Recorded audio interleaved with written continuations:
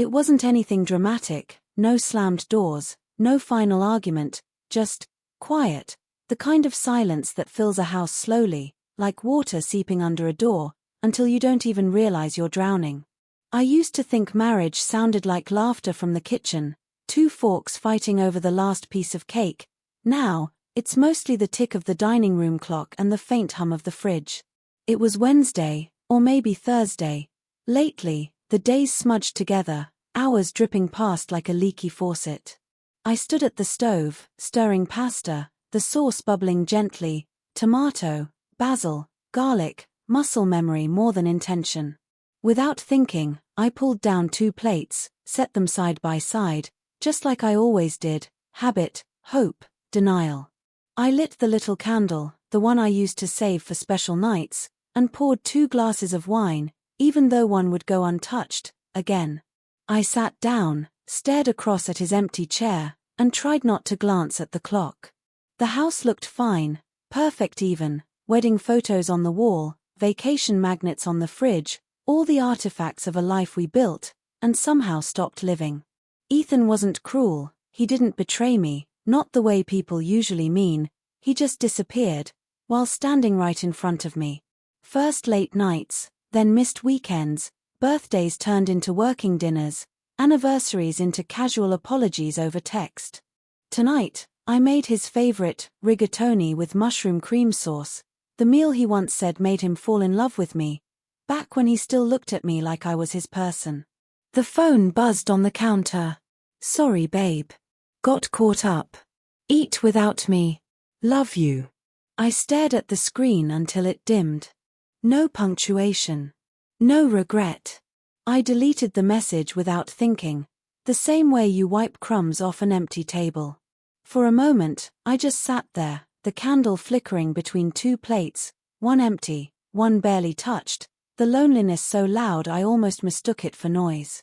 And then, without really meaning to, a thought lodged itself in my mind. What if I brought the dinner to him? What if I didn't just pretend anymore?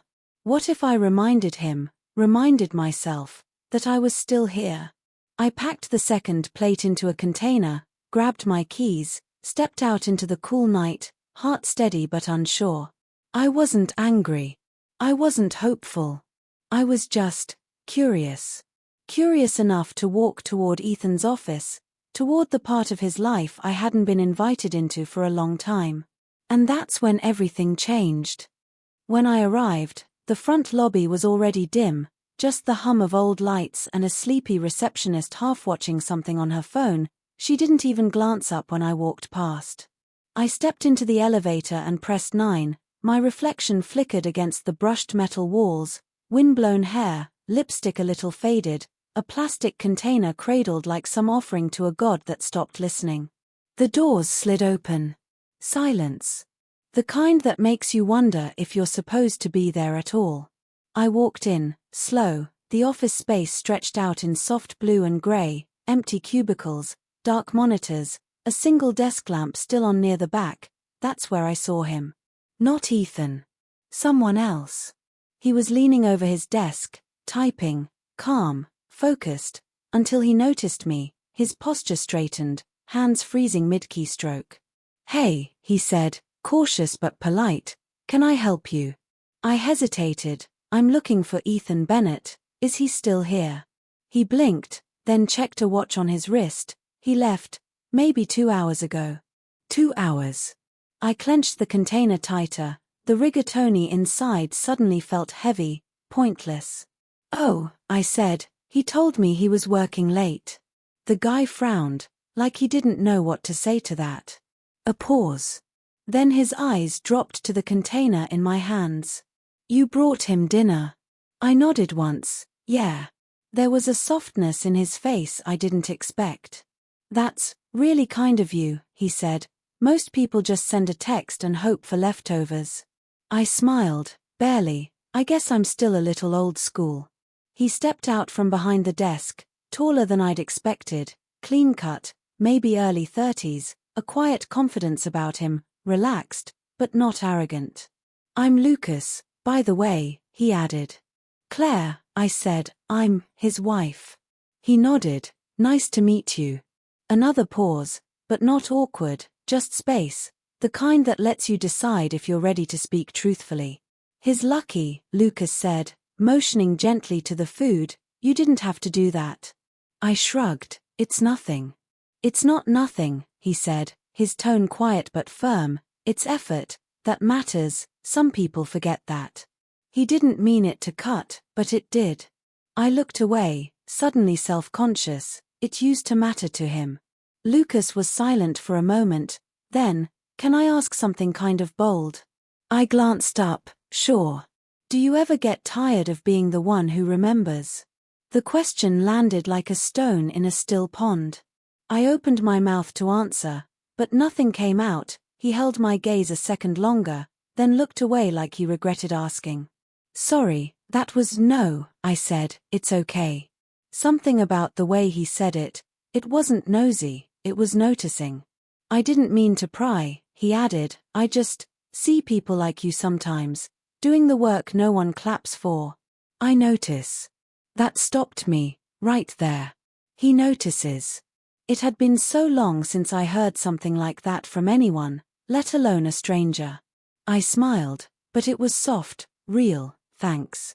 Lucas smiled back, then took a small step back toward his desk. Well, he said, if you ever open a restaurant, I'll be the first in line. I laughed, caught off guard by how natural it felt. You might regret that, I said. I'm known for over-salting when I'm angry. Lucas grinned. Then the salt's probably perfect tonight. We stood there like that, two people who weren't supposed to know each other, but did now, somehow. Eventually, I turned toward the elevator. As I pressed the button, I felt him watching me, not in a strange way, just aware, present. The kind of presence that makes you realize how long you've been unseen. The doors opened, I stepped in. He didn't call after me, I didn't look back. But as the doors closed, I realized something. He'd said more in 5 minutes than Ethan had in 5 months. And for the first time in a long time, I felt something shift. Not because of what Lucas said, but because of how it made me feel, like maybe I wasn't invisible after all. I didn't mean to see him again. At least, not so soon. But 3 days later, there he was, on the other side of the cafe window, balancing a coffee in one hand and a book in the other like it was the most natural thing in the world. I stood there, frozen on the sidewalk, half considering walking away. It felt messy. I didn't know what we were, strangers, acquaintances, an echo of a moment that should have passed. But before I could decide, he looked up. And smiled. Not the polite smile people give out of obligation, but the kind that says, I'm glad to see you again. He pushed the door open before I reached it. Claire, he said, like my name was familiar now, safe. You made it. I didn't know I was going to, I replied, realizing how true that was. He gestured toward the empty seat across from him. Join me. I sat, slowly, carefully, as if one wrong move might shatter the strange little space between us. For a while, we talked about nothing, coffee, weather, the book he was reading. I told him I didn't read much fiction anymore. He said that was a shame. Fiction is where the truths go when people are afraid to say them out loud. That line stuck with me more than I wanted to admit. Eventually, he shifted, less casual now, thoughtful. I've been thinking about what you said the other night, he said. I raised an eyebrow. What did I say? That no one's asked how you feel in a long time. My throat tightened. I didn't think he'd remember. You looked. I don't know, he said, not just sad, more like you'd forgotten how it feels to be seen. I looked away. Maybe I have. Lucas didn't fill the silence that followed. He didn't offer comfort or platitudes. He just waited. That was the difference. Ethan used to fix things. Lucas just witnessed them. I took a slow breath. It's not that I'm unhappy, exactly, it's more like I disappeared, little by little. He nodded. That kind of loneliness when you're next to someone, but still alone, that's the worst kind.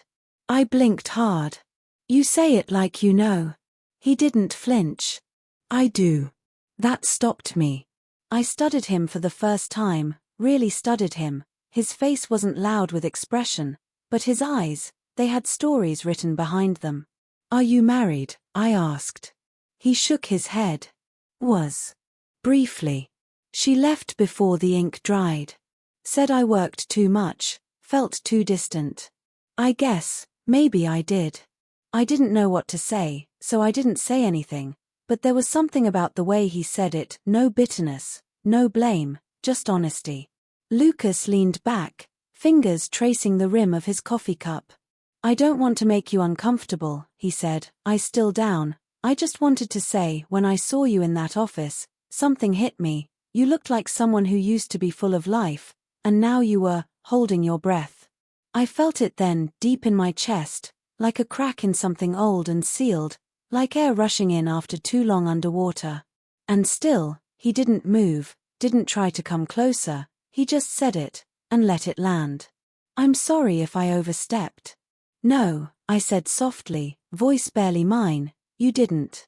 He looked at me again, not like a man assessing a woman, just a person seeing another person. It had been years since I felt anything that didn't come from memory.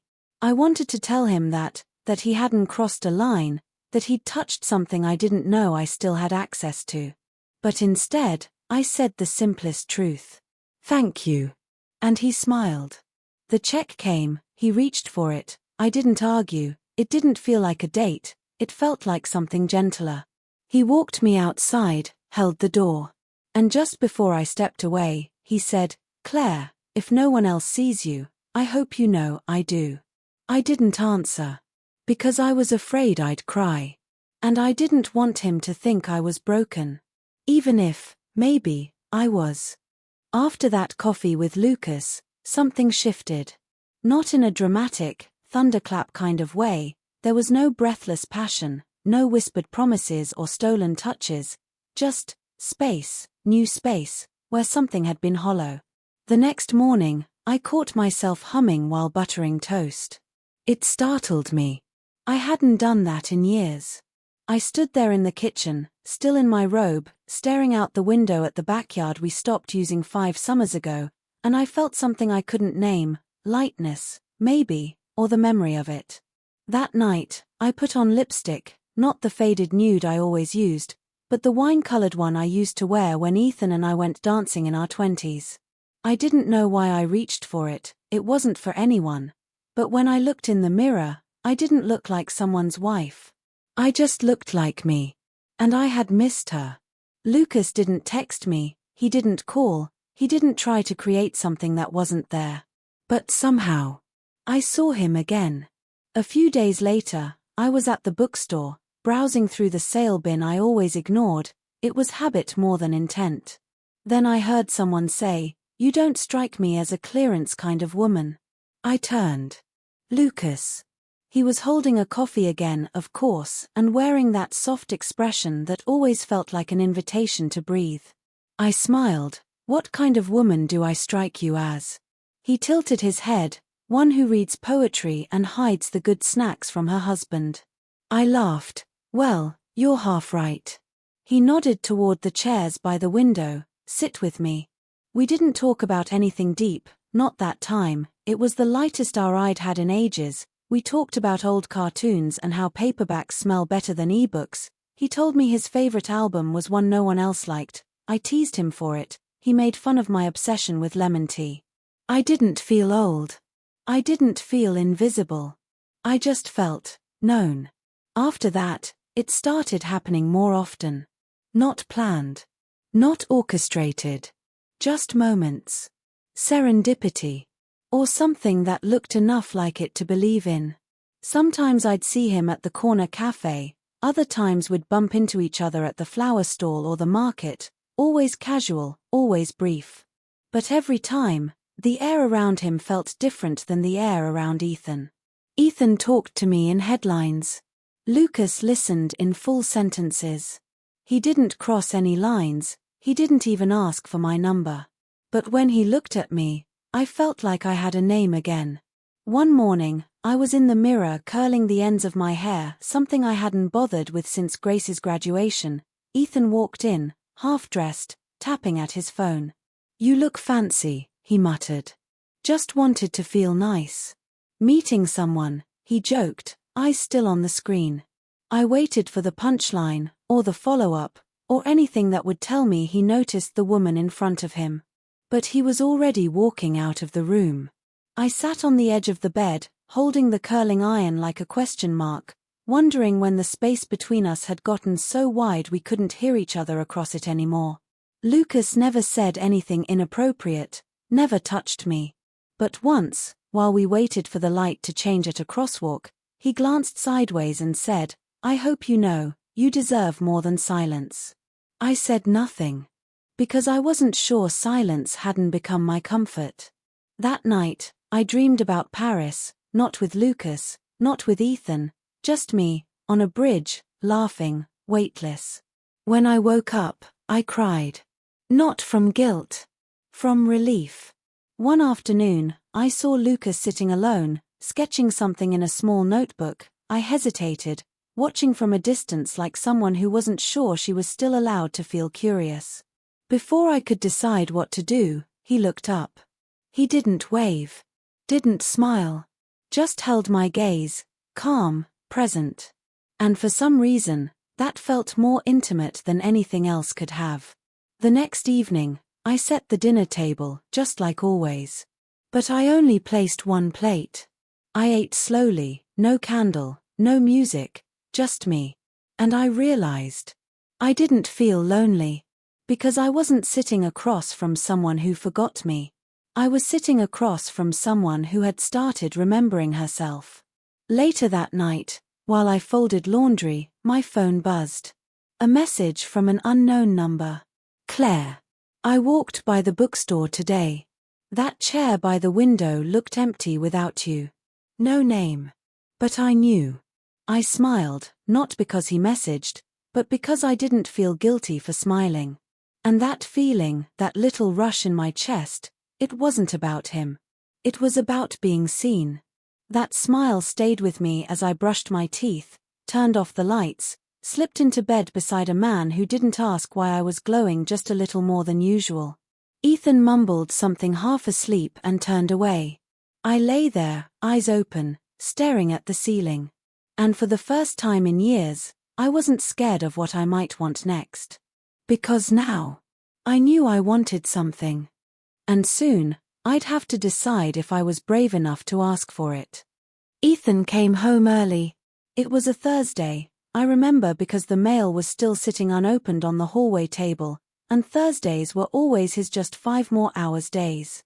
I heard the front door click and his familiar footsteps crossing the hardwood floor. I was in the bedroom, buttoning up a blouse that had lived untouched in my closet for nearly a year, something soft, navy blue, a bit lower cut than usual. He stepped into the doorway, loosening his tie. "You're dressed up," he said, without looking too hard. I smiled. "I thought I'd make dinner tonight." He glanced at the clock. "Oh. I already grabbed something on the way home." Of course he did. I didn't say anything, just turned back toward the mirror and applied a final touch of mascara. Ethan was already halfway into his routine, checking emails on his phone, muttering about a client, not asking about my day. I studied him from the reflection, the same man I married, the same lines around his mouth, the same eyes that once used to notice small things like my laugh, or the way I always put his socks in pairs. I watched him move through the room like a man who lives in a house, not a home. And I realized something. He hadn't done anything wrong. But he hadn't done anything right in a very long time, either. Dinner was quiet. I ate alone, one plate, one fork, one glass of wine. I didn't wait for him. Didn't ask if he wanted to join. Didn't mention the flowers in the vase or the fact that I actually lit a candle again. He walked past the dining room without even glancing. That was the night I stopped feeling sad. Not because anything changed, but because I finally saw it clearly. It wasn't that Ethan had fallen out of love with me. It was that he'd stopped looking. He loved the version of me that folded into his life without interruption, the woman who smiled through busy seasons and kept her heart small enough to fit between business trips and unread text messages. But that version of me was tired. And maybe I didn't want to be her anymore. Later, I found an old photo in the drawer, one of those candid shots from a vacation, me standing in the middle of a crowded street, wearing a sundress, laughing so hard I looked free. I stared at her for a long time. She looked like someone worth listening to. I didn't recognize her at first. But I wanted to. The next day, I walked past the mirror again and saw something new. Not youth. Not beauty. But intention. I wasn't hoping he'd notice me anymore. I was hoping I would. Ethan came home that evening carrying dry cleaning and a list of complaints about his supervisor. He paused at the doorway when he saw me setting the table. Again. "You don't have to do that," he said. "I know." He hesitated. "We could just eat on the couch. I'm not hungry." Another pause. He looked at me longer than usual, but it wasn't the kind of look that meant anything, just observation, not understanding. "Are you okay?" he asked, finally. I nodded. "I'm just thinking." He grunted something and walked toward the kitchen. And that was when I knew. He didn't betray me. He just forgot to see me. Lucas didn't steal my attention. He reminded me that I had a self to return to. A voice. A want. A presence. It had nothing to do with romance, or fantasy, or infidelity. It had everything to do with waking up. I wasn't starving for affection. I was starving for recognition. That night, I opened my journal, the one I hadn't touched since Grace left for college. And I wrote, "I want to matter again. Not to someone else. To myself." The words came easily. My hand didn't shake. Because now I knew something Ethan didn't. I had stopped waiting. As I turned off the light and crawled into bed, he was already snoring softly beside me, the weight of another full day pulling him under. I stared at the ceiling. Not angry. Not broken. Just clear. I had been fading quietly for years. But tonight, I felt solid. Not because of a man, but because I saw my own reflection and didn't look away. And soon, I would have to decide what came next. Not out of desperation. Not out of revenge. Out of truth. Because I couldn't unknow what I knew now. And I wouldn't go back to sleep. The next night, I set the table again. One plate. No apology. No story to explain why. Just one place for one person, me. It felt less like a statement and more like a restoration, like putting something back where it belonged after forgetting it in a drawer for too long. I lit the candle anyway. Not for romance. Not out of habit. Just because I wanted to see my face in warm light again. I made something simple, a small salad, a glass of wine, music low in the background. The house didn't feel as big this time, not as cold. It wasn't joy exactly. But it wasn't numbness either. It was presence. And that felt new. After dinner, I sat on the couch with my feet curled beneath me and a book in my lap, one of those titles I'd bought years ago, meaning to read, always too tired or distracted. Tonight, I turned to the first page. And I read it aloud. Just to hear my own voice fill the room. I didn't stop until the first chapter ended. Somewhere past 9, my phone buzzed on the armrest. I almost didn't check it. I've trained myself not to jump at the sound. But when I saw the name, I felt it again, gentle, unexpected warmth. "Lucas. You looked radiant today. Just thought you should know." That was it. No emojis. No expectations. No pressure wrapped in politeness. Just a sentence. And it landed the same way his voice always did, low, steady, not reaching for anything. I stared at the screen for a long time. I didn't reply. Not because I didn't want to. But because I didn't need to, not yet. Instead, I placed the phone face down and looked around my living room. The lamp glowed in the corner, the blanket I loved was folded neatly beside me, a faint breeze rustled the sheer curtains. For the first time in years, I didn't feel like I was waiting. Ethan came in around 10. He dropped his keys on the hallway table, muttered something about a delayed meeting, and asked if there was anything to eat. I pointed toward the fridge without looking up. He didn't notice the candle had burned all the way down. Didn't ask about the book on my lap. Didn't see the way I'd placed a single flower from the garden in a glass on the coffee table. He moved through the room like he always did, fast, tired, full of his own noise. But I didn't chase him with mine. When he disappeared down the hallway, I leaned my head back and closed my eyes. I wasn't angry. I wasn't even sad. I just saw everything now. The silence. The habits. The years I'd spent shrinking without realizing it. Lucas didn't break my marriage. He broke the spell. Later that night, as I got into bed, Ethan was already asleep, mouth slightly open, phone glowing on the pillow beside him. I slid in quietly, pulling the covers over my legs. But I didn't face him like I usually did. I faced the window, where the moonlight poured in and reminded me of something I hadn't felt in years. Hope. Not the wild, aching kind. The quiet kind. The kind that says, you still get to decide. I thought about Lucas's message again. You looked radiant today. I thought about the way he saw me without asking anything in return. But mostly, I thought about the way I had begun to see myself again. How strange and beautiful it is to rediscover your own reflection, not as someone's wife, or mother, or background presence. Just you. That woman still exists. She never left. She just got quieter while I tried to hold everything together. Tomorrow, maybe I'll walk to the cafe again.